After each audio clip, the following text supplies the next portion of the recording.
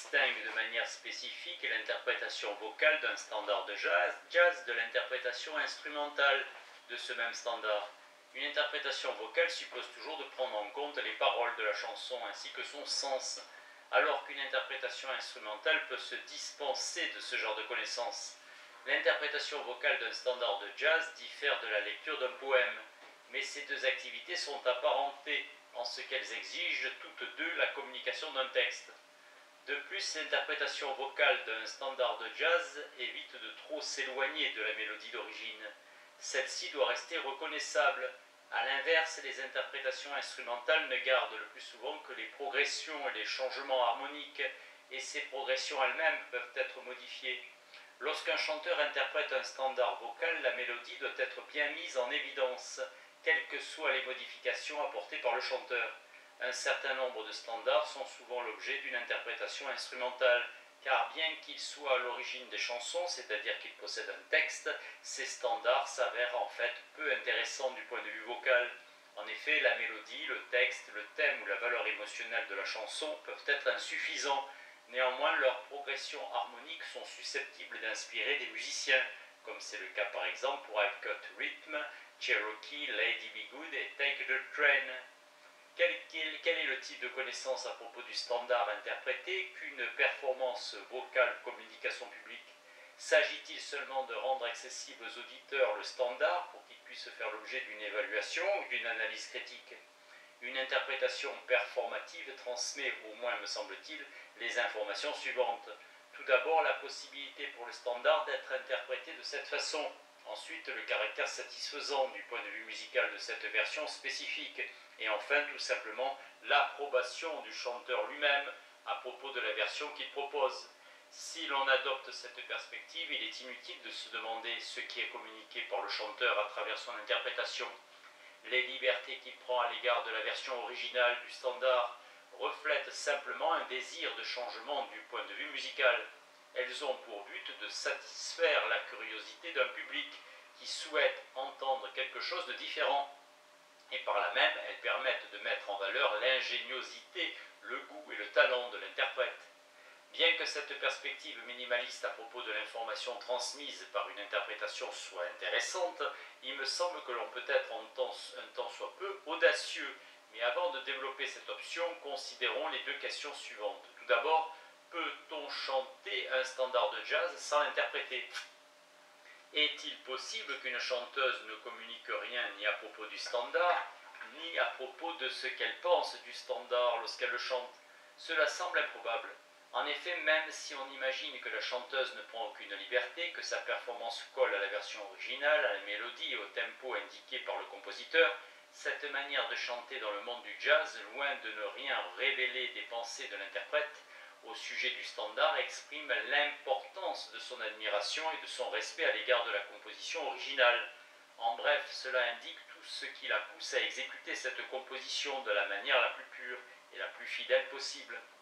En outre, on peut se demander si une chanteuse peut communiquer certaines pensées à propos du standard à travers les aspects incontrôlés de son interprétation vocale, tels que le timbre de sa voix ou sa tessiture. Peut-être que non.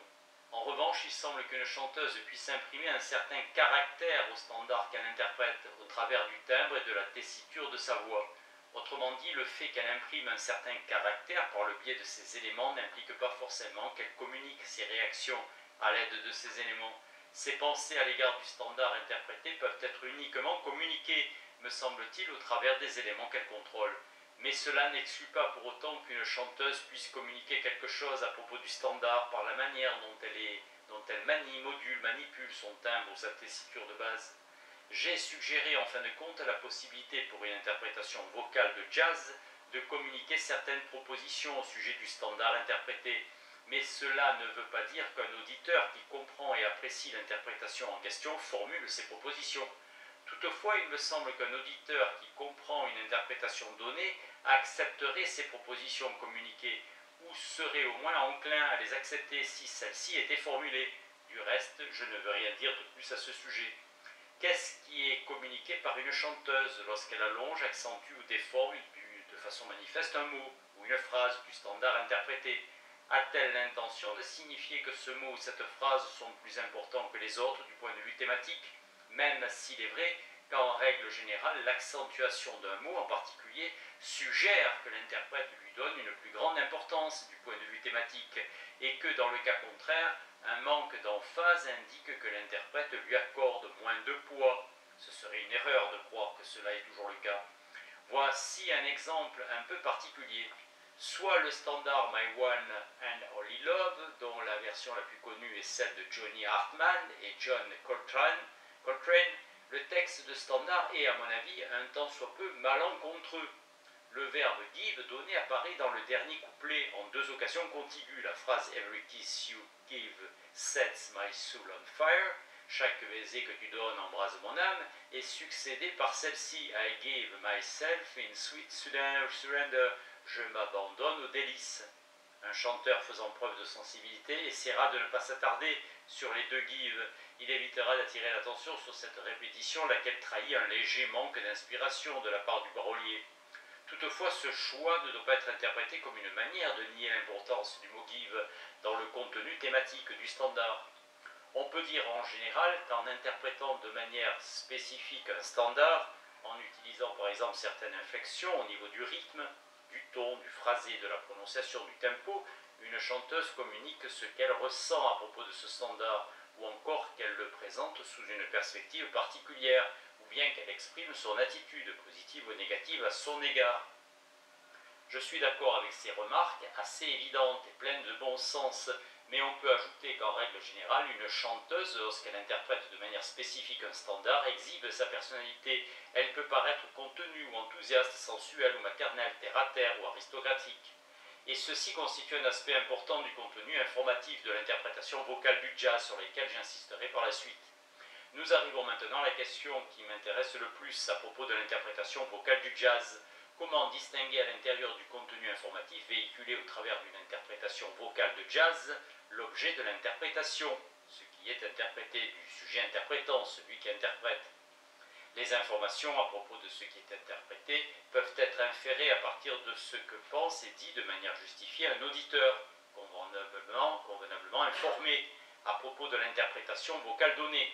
Les informations à propos du chanteur peuvent être quant à elles inférées à partir de ce que pense et dit un auditeur convenablement informé à propos de la personnalité du chanteur par rapport à l'interprétation vocale donnée. Le premier type de communication ressemble du moins de près au phénomène d'implicature conversationnelle identifié par Paul Grice. Dans ce cas, la manière dont un chanteur interprète un standard implique de façon conversationnelle certaines croyances à propos du standard, à la condition que la spécificité de son interprétation prouve le fait 1. Que le chanteur ait ces croyances-là, ou bien alors 2. Que la possession de telles croyances explique mieux que toute autre chose la spécificité de son interprétation. Ce qu'un chanteur communique à travers certains aspects de son interprétation, par exemple à propos du standard lui-même, restera souvent indéterminé. Il se peut en effet que deux hypothèses distinctes soient compatibles avec l'interprétation vocale considérée. Et dans certains cas, un même élément de l'interprétation peut communiquer des informations différentes concernant à la fois le standard et l'interprète, à la condition que cette hypothèse, comme c'est parfois le cas, soit la meilleure explication de l'ensemble des aspects d'une interprétation vocale donnée. Cela étant dit, il me semble que l'interprétation d'un standard de jazz communiquera en général davantage au sujet du chanteur qu'au sujet du standard lui-même. Du moins c'est le cas, si l'on met entre parenthèses pour le moment l'implication minimale de toute interprétation performative réussie, mentionnée précédemment, à savoir le fait que cette chanson puisse être interprétée suivant cette version. Il est plus probable que chaque choix musical et chaque inflexion dans une interprétation vocale de jazz soit perçue par l'auditeur suivant deux perspectives différentes. La première perspective correspond à la question suivante: qu'est-ce que suggère ce choix ou cette inflexion à propos du standard? La deuxième perspective correspond quant à elle à une autre question: qu'est-ce que suggère ce choix ou cette inflexion à propos de l'interprète? Les réponses à la première question seront relativement les mêmes. Le standard, interprété de cette façon, est beau et satisfaisant du point de vue musical. A l'inverse, les réponses à la deuxième question seront variées. Cette multiplicité est en fonction des différents traits de caractère qu'un interprète peut manifester lorsqu'il chante. De plus, dans bon nombre de cas, le phrasé d'un chanteur peut communiquer quelque chose à propos du chanteur via ce qu'il communique à propos du standard. Par exemple, lorsqu'Ella Fitzgerald scatte longuement et de manière remarquable dans son fameux enregistrement Our Eye the Moon, elle met en évidence le potentiel infini de la mélodie simple et des changements pourtant élémentaires constitutifs de ce standard. Mais elle révèle aussi, à travers cette démonstration musicale, la chaleur de sa personnalité et la perfection de son goût. De même, lorsque Diane Shure exploite autant qu'il se peut le potentiel des ambitus immenses et des chromatismes insistants du standard qu'est Invitation dans son enregistrement hors du commun, elle laisse transparaître sa personnalité musicale, un brin sauvage, aussi bien que son incroyable virtuosité vocale. Il faut remarquer que dans la discussion précédente, j'ai fait abstraction du contenu informatif d'une interprétation vocale de jazz véhiculée en live, par exemple dans le cadre d'un club ou d'un théâtre lorsque la chanteuse est présente physiquement et où par conséquent l'apparence physique, les mouvements de main, les expressions du visage, ainsi que tout le langage du corps de la chanteuse jouent incontestablement un rôle important.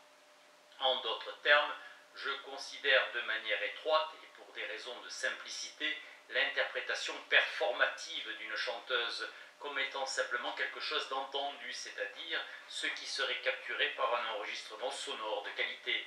Évidemment, si on tient compte de ces autres facteurs qui interviennent à l'occasion d'une interprétation en live, alors le processus d'inférence ou de discernement du contenu informatif de l'interprétation, à propos de la personnalité du chanteur ou d'autres aspects, devient plus complexe.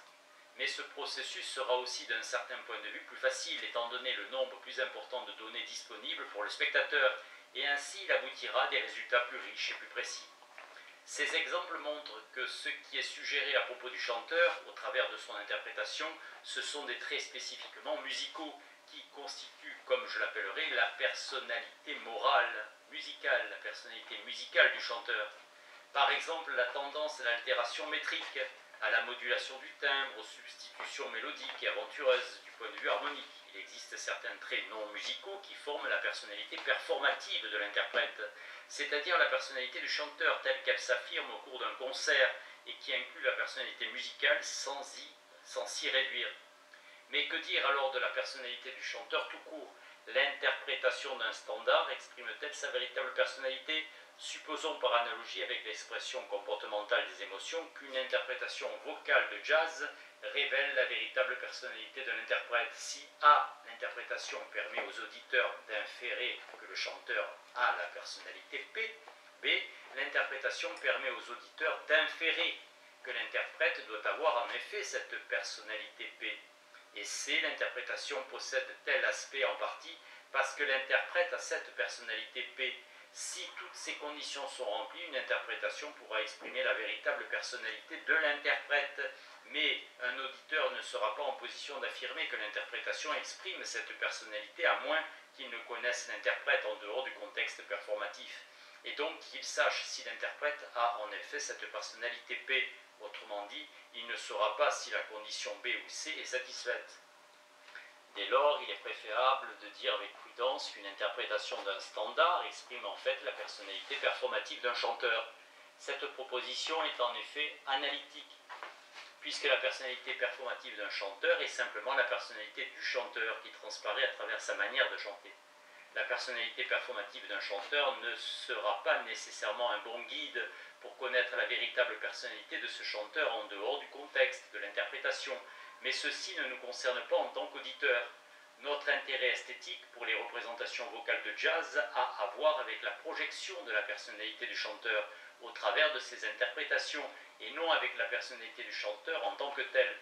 Comme je l'ai dit plus haut, une chanteuse révèle à travers sa manière de chanter ce qu'elle ressent par rapport à un standard, mais notre chanteuse montre aussi comment le standard peut être utilisé pour exprimer sa personnalité, ou plutôt comment il peut être utilisé pour exprimer sa personnalité performative, qu'elle soit musicale ou non.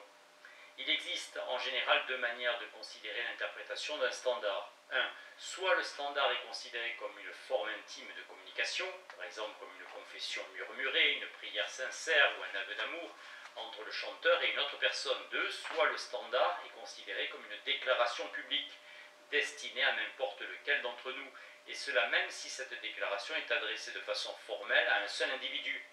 L'approche choisie par le chanteur peut être en fait l'expression de sa personnalité, ou à tout le moins peut-elle contribuer à l'émergence de la personnalité de l'interprète en tant que tel. Mais au-delà de ça, il me semble important de saisir laquelle de ces deux approches est en œuvre dans l'interprétation vocale, afin de pouvoir juger de façon adéquate la justesse et l'importance de ce que l'interprète fait au niveau des inflexions rythmiques, mélodiques du timbre. Bien sûr, tous les standards ne se prêtent pas aisément à ces deux approches, qui peuvent être nommées distinctement l'approche intimiste et l'approche publique. A priori, certains standards peuvent être abordés uniquement suivant l'une de ces deux approches, comme par exemple l'approche intimiste que My Funny Valentine's, Darn That Dream ou encore One for My Baby, et l'approche publique pour I Have Got the World on a String et The Lady is a Tramp ou bien My Old Flame. Autrement dit, certains standards appellent à ce qu'il semble une seule approche tout en excluant l'autre. Pour ceux qui réclament un traitement public, ce sont souvent des chansons qui semblent contenir en elles-mêmes la notion d'un public, de idea of a built-in audience, et qui ont conçu comme portant un message destiné à tous, et pas simplement à une personne en particulier. Ceci dit, la détermination du type d'approche convenant au standard, l'approche intimiste ou publique, ou bien les deux, est loin d'être toujours claire. Par exemple, le standard I Don't Know What Love Is, probablement le plus poignant et le plus déchirant des standards parmi l'ensemble des ballades de jazz, devrait peut-être aborder en vertu de ce caractère émotionnel de façon intimiste de la part du chanteur. Devrait peut-être être abordé. Mais en fait, il serait assez étrange de concevoir cette chanson comme s'adressant uniquement à l'individu supposé être la cause des désillusions sentimentales du protagoniste de la chanson. Il serait plus naturel de penser que ce protagoniste souhaite faire entendre et faire savoir à autrui le désespoir qui l'assaille. Cette reconnaissance lui étant nécessaire pour trouver un peu de réconfort, quoique cela se fasse de manière indirecte. Nous avons parlé de ce qui peut être communiqué par l'interprétation d'un standard, d'une part à propos de l'interprète et d'autre part à propos du contenu du standard lui-même. Cependant, nous n'avons pas pris en considération jusqu'ici ce que peut communiquer une interprétation à propos de la musicalité du standard, comprise dans un sens étroit. À cet égard, je souhaite développer la suggestion minimale ébauchée plus haut selon laquelle une interprétation révèle le caractère satisfaisant du point de vue musical de la version proposée du standard. Je suppose que, comme pour les interprétations classiques, certaines façons de chanter un standard dans le monde du jazz révéleront plus clairement que d'autres sa structure mélodique, rythmique, thématique ou harmonique et attireront davantage l'attention sur certains traits structuraux participant de l'unité du standard. Prenez par exemple le standard de Cole Porter All of You. Cette composition brève est construite de manière habile à partir de petites cellules ou motifs de paires de notes répétées, de secondes mineures ascendantes, ainsi que de l'expression récurrente of you, laquelle imprègne la composition et lui donne une cohérence particulière. Un chanteur peut interpréter ce standard en accentuant cette construction, bien qu'il ne doive pas trop en faire, afin d'éviter une certaine forme de didactisme. On pourrait dire d'une telle interprétation qu'elle affirme la possession effective de ces traits structuraux par le standard. Toutefois, une interprétation d'All of You qui n'accentuerait pas la structure de ce standard, mais au contraire l'esquiverait, ou au moins réduirait son importance, pourrait atteindre le même résultat, affirmer la structure du standard, à tel point que la conscience de ces traits structuraux, par un fin connaisseur de cette chanson, s'affinerait du fait même que ceux-ci ne sont pas soulignés. Dans quelle mesure le public d'une interprétation vocale de jazz interprète-t-il lui-même cette version ? Si l'évaluation d'une interprétation requiert elle-même une interprétation, que peut-on dire alors de ce que j'appelle l'interprétation appréciative du public ? Peut-on distinguer l'interprétation appréciative du public qui tente de comprendre l'interprétation performative d'un standard, de l'interprétation appréciative du public qui tente de comprendre un standard en l'interprétant de façon critique ? Bien sûr, les interprétations appréciatives ne sont pas des interprétations performatives. Le public ne chante pas l'interprétation vocale lorsqu'il tente de la comprendre ou de l'apprécier, mais ce ne sont pas non plus des interprétations critiques qui avancent certaines hypothèses à propos des intentions expressives particulières. Mais alors, à quel type d'interprétation une interprétation appréciative appartient-elle ?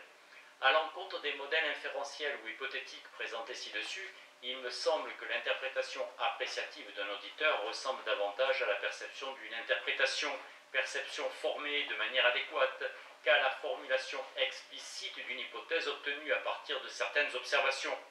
Il est possible néanmoins que cette perception soit reliée à certaines suppositions ou conjectures inconscientes, lesquelles peuvent émerger à la suite soit d'un processus tout simplement réflexif, soit d'un processus de justification à propos de cette perception. Afin d'illustrer précisément certaines des propositions avancées ici, je vais maintenant examiner en détail le standard de Cole-Porter. You had be so nice to come home to, un morceau de 32 mesures qui se divise en deux parties, comprenant chacune 16 mesures. La deuxième partie étant simplement une variation sur la première. Bien que le choix du tempo soit toujours important pour l'interprétation d'un standard, il est d'autant plus dans ce cas. Si un chanteur interprète ce standard en prenant un tempo rapide, fast swing, il donnera facilement l'impression d'être branché dans le vent, alors que s'il adopte un tempo lent, slow swing, il diffusera naturellement une impression de chaleur et de vulnérabilité. Comme cela l'a déjà été suggéré, un public peut associer ces expressions soit au standard, et alors ces impressions indiqueront le potentiel du standard, c'est-à-dire les multiples versions possibles de ce standard, soit au chanteur, auquel cas ces impressions dévoileront la personnalité performative du chanteur. Ces impressions peuvent être bien sûr associées aux deux. Pour interpréter ce standard, d'autres choix moins importants devront être faits. 1. Dans la phrase d'ouverture, il est possible de poser be sur le temps fort en maintenant chaque occurrence sur deux temps.